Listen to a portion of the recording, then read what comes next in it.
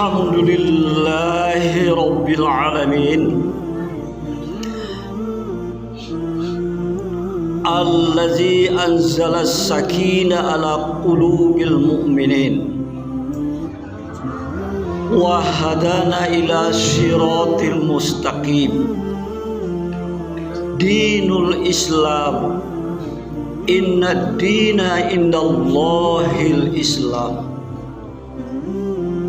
Asyhadu an la ilaha illallah wahdahu la syarikalah wa asyhadu anna sayyidana wa nabina Muhammadan abduhu wa rasuluhu sallallahu alaihi wasallam. Allahumma fasholli wa sallim ala hadzal nabiyil karim wa ala alihi wa sahbihi ajmain. Amma ba'du fa ya ibadallah usikum wa iyaya bitaqwallah faqad fazal muttaqun. Isma'u minni qaulallahi fi kitabihil karim wa huwa asdaqul qailin. A'udzu billahi minasy syaithanir rajim. Bismillahirrahmanirrahim. Ittaqullaha haqqa tuqatih wa la tamutunna illa wa antum muslimun. Wa suratil ukhra innal muslimina wal muslimat wal mu'minina wal mu'minat wal qanitina wal qanitat was sadiqina was sadiqat was sabirina was sabirat wal khashiina wal khashiat wal mutasaddiqina wal mutasaddiqat was shaimina was shaimat wal hafizina furujahum wal hafizat wazakirina allaha katsira a'addallahu lahum maghfirah wa ajran azima. Bapak-bapak sidang Jumat yang terhormat, mari kita panjatkan puji syukur yang setinggi-tingginya kehadirat Allah Tuhan yang Maha Kuasa, selalu melimpahkan rahmat karunia-Nya kepada kita, sehingga sampai saat ini kita sangat merasakan betapa besarnya nikmat dan karunia Allah itu. Kemudian mari kita berselawat untuk junjungan Nabi besar Muhammad sallallahu alaihi wasallam, sosok manusia pilihan Tuhan, pilihan Allah Subhanahu wa taala 14 abad yang silam sampai saat ini. Ajaran dan risalah yang dibawanya tetap utuh dan kuat walaupun ditantang oleh kaum sekulerisme dan ditantang oleh kaum liberalisme. Maka saat ini khatib khutbah kita hari ini sudah kita susun sedemikian rapi sampai bulan Desember 2021. Tapi di saat-saat kita butuhkan pada hari Jumat itu, setelah dikontak melalui HP, kita tidak mendapat jawaban apa-apa. Namun untuk itu kita tidak perlu khawatir, sebab di masjid kita cadangan untuk khatib Jumat itu mesti ada.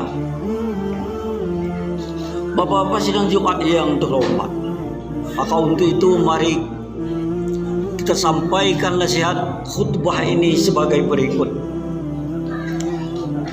Di dalam ayat yang Ustaz bacakan tadi, khatib kemukakan tadi, ada 9 kriteria.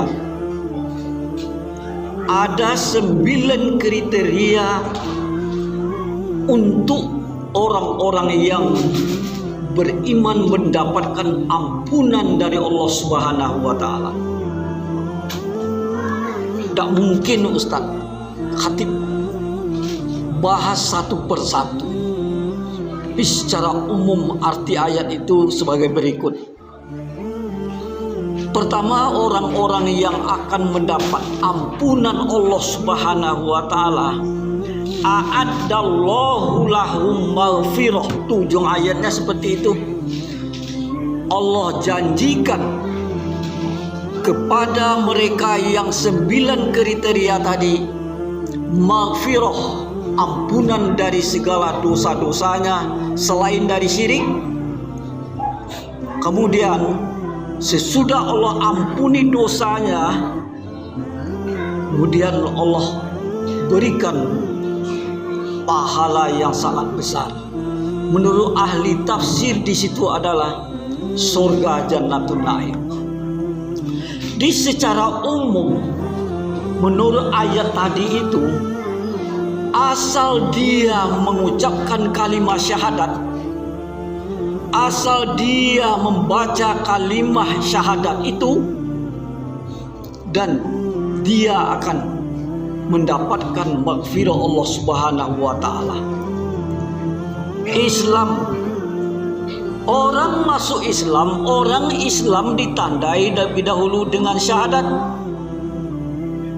Sidang Jumat yang khatib hormati, sudah Islam, taat kepada perintah Allah dan Rasul.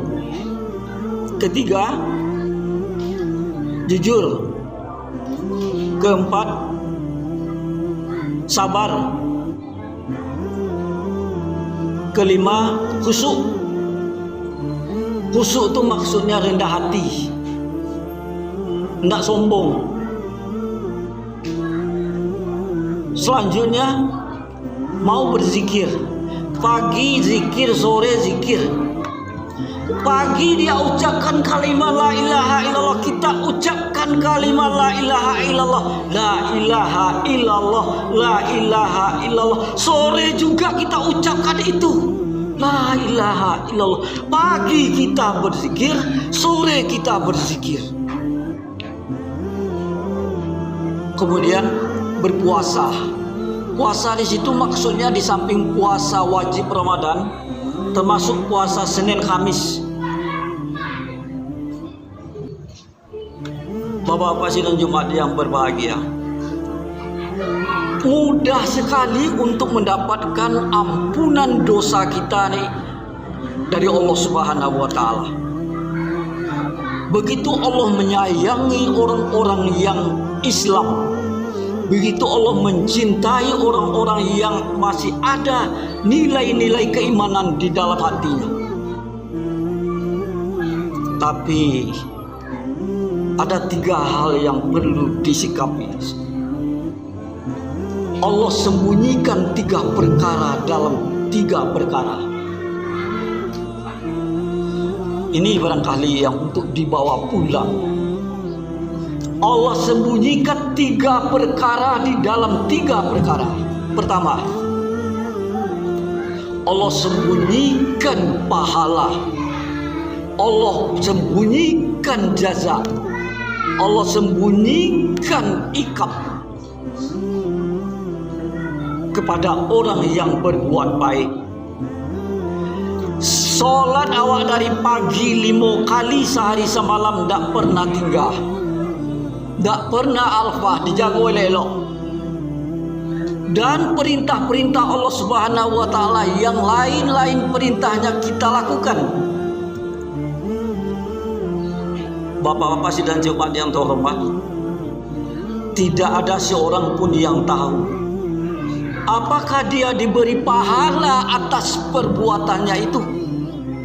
Apakah dia diberitahu bahwa pahalanya sebesar itu? Enggak tahu awak. Allah solat Jumat awak beko 2 rakaat, Allah awak ikuti khutbah Jumat hari ini. Tahukah kita sebesar apa pahalanya? Sagadang apa halonyo nan dapat dia awak tidak tahu.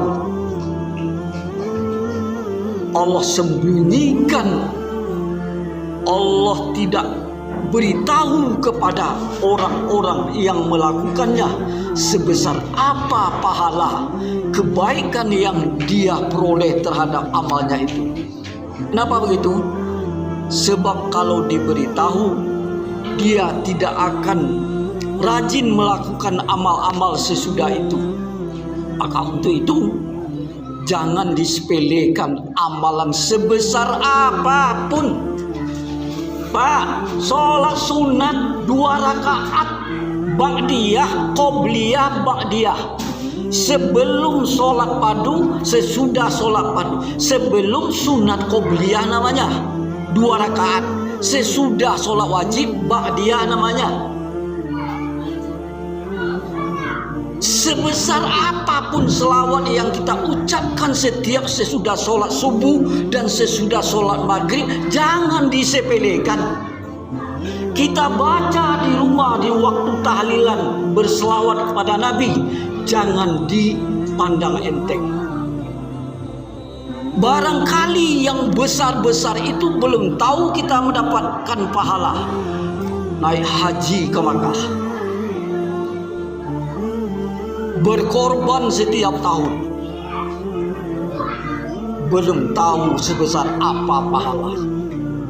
Namun yang kecil-kecil diabaikan, yang kecil-kecil disepelekan. Barangkali nan saketek tu yang pahala, barangkali yang kecil itu yang Allah beri balasan yang luar biasa. Ada kisah menarik. Kisah ini berasal dari seorang filosof, dan dia adalah seorang ahli sufi, Imam Al-Ghazali. Ditanya orang kepada beliau, Bapak-bapak sidang Jumat yang terhormat, Imam Al-Ghazali ini adalah seorang filosof, ya, seorang sufi besar terkenal di dunia sampai saat ini. Apa yang terjadi terhadap engkau, hai Imam Al-Ghazali? Ditanya oleh seseorang. Jawab Imam Al-Ghazali, saya pernah bermimpi, kata. Apa mimpinya? Mimpinya dia dipanggil oleh Allah. Hai Imam Al-Ghazali, kemarilah, saya mendekat kepada Allah. Begini mimpinya. Ditanya oleh Imam Al-Ghazali, kenapa aku dipanggil ya Allah? Apakah karena amalku terlalu banyak? Apakah aku sudah sekian banyak mengarang buku-buku agama? Tidak sedikit buku-buku tasawuf yang ditulis oleh Imam Al-Ghazali. Bapak sidang Jumat yang terhormat, pendek cerita, jangan engkau memandang amalanmu sebesar itu. Berapa buku yang engkau tulis, berapa amalan yang besar-besar engkau lakukan, tidak ada artinya bagiku. Bapak, indah ada artinya bagi Allah Subhanahu wa Ta'ala. Walaupun Imam Al-Ghazali telah menulis buku-buku tasawuf sebanyak sedemikian buku yang dimanfaatkan oleh umat Islam, oleh para cendekiawan Muslim, tidak ada itu artinya bagiku, kata Allah. Tapi engkau mungkin tidak tahu, kata Allah kepada Imam Al-Ghazali dalam mimpinya, engkau pernah menulis buku. Di waktu engkau menulis buku, tintamu di hadapanmu inggap seekor lalat. Bapak sidang Jumat yang terhormat, dikiranya Imam Al-Ghazali sangat rajin dan tekun menulis buku-buku yang bernuansa Islam. Ya, di tengah malam dia masih mengarang buku, dan di waktu itu sedang dia menulis buku, tintanya terletak di hadapan Imam Al-Ghazali, inggap seekor lalat. Lalu lalat itu ia minum tinta. yang dipergunakan oleh Imam Al-Ghazali untuk mengarang buku. Imam Al-Ghazali geleng-geleng kepala. Dia tidak mengusir lalat itu. Dia memberikan kesempatan kepada lalat untuk menghisap dawatnya itu sehabis-habisnya. Karena Imam Al-Ghazali mengerti dan paham, ini lalat sekarang dalam keadaan kehausan. Bapak-bapak sidang Jumat yang berbahagia, lalu bagaimana ya Allah? Yang lain amalmu tidak ada artinya bagiku, tapi dengan engkau memberikan kesempatan kepada lalat untuk meminum dawatmu, itulah yang membawamu masuk surga. Masya Allah, Masya Allah, merinding bulu romaku, merinding bulu romaku sewaktu membaca kisah seorang filosof, seorang ahli tasawuf besar. Sudah begitu banyak buku-buku dikarangnya yang sangat bermanfaat oleh umat Islam di antero bumi ini. Tapi itu bagi Allah tidak ada arti dibanding dengan memberikan kesempatan kepada seekor lalat untuk meminumnya, karena lalat dalam keadaan kehausan. Orang-orang gila jalan di jalan, orang-orang yang tidak becos jalan di jalan. Ada sebagian umat Islam yang pandang enteng, malah ada yang mencaci, malah ada yang tidak menghiraukan. Siapa lagi kalau tidak kita yang sehat-sehat ini yang memberi mereka? Bapak-bapak sidang Jumat yang berbahagia, banyak lagi contoh-contoh yang lain. Yang kecil-kecil jangan diremehkan, yang besar-besar dia anggap itu yang akan membawanya ke dalam surga dan akan melepaskannya dari siksa api neraka. Tidak, tetapi yang kecil bila dilakukan dengan nawa itu yang benar dan dalam keadaan kebutuhan yang membutuhkan, itu yang membawa kita ke surga jannah. May ya'mal misqala dzarratin khairan yarah wa may ya'mal misqala dzarratin syarran yarah. Siapa yang melakukan sebesar atom, sebesar rambut di bawah 7 kebaikan, kata Allah, Allah akan beri balasannya. Dan siapa yang melakukan kejahatan sebesar rambut di bawah 7, akan Allah lipat gandakan ganjarannya kepada orang-orang yang mengaku Allah sebagai Tuhannya. Bapak-bapak sidang Jumat yang berbahagia, maka oleh sebab itu mari kita peduli, ya, mari kita bersedekah hari Jumat 2.000 rupiah, 2.000 rupiah, atau tiap-tiap subuh, tiap-tiap sesudah sholat subuh, sebelum burung berangkat dari sangkarnya. Begitu menurut ahli filosof. Sabalun burung berangkat dari sangkarnya, lata buek, lata keluar dari saku aku untuk berinfak, bersedekah. Masjid kita sangat membutuhkan hal itu. Alhamdulillah, setiap hari uluran tangan dari bapak-bapak, kaum muslimin dan muslimat, baik dekat maupun jauh, selalu mengalir.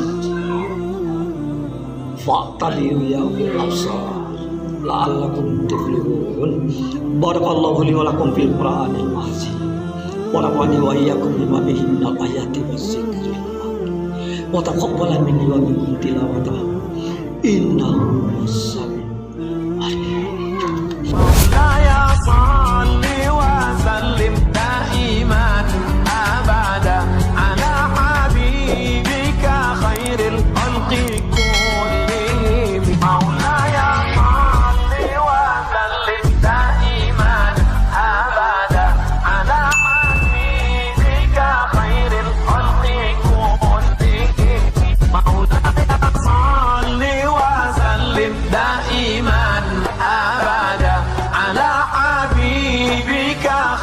الخلق كلهم